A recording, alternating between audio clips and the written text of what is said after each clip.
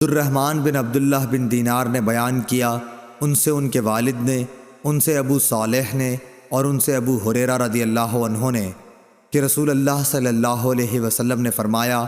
جو شخص حلال کمائی سے ایک کھجور کے برابر صدقہ کرے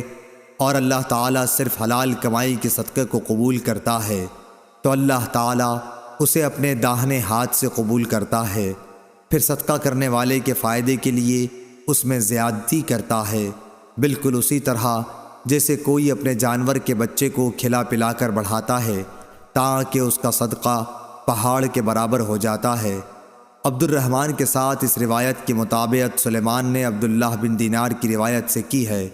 اور ورقہ نے ابن دینار سے کہا، ان سے سعید بن یسار نے، ان سے ابو ہریرہ رضی اللہ عنہ نے اور ان سے نبی کریم صلی اللہ علیہ وسلم نے، اور اس کی روایت مسلم بن ابی مریم، زید بن اسلم اور سہیل نے ابو صالح سے کی، ان سے ابو ہریرہ نے اور ان سے نبی کریم صلی اللہ علیہ وسلم نے۔ صحیح بخاری حدیث نمبر 1410۔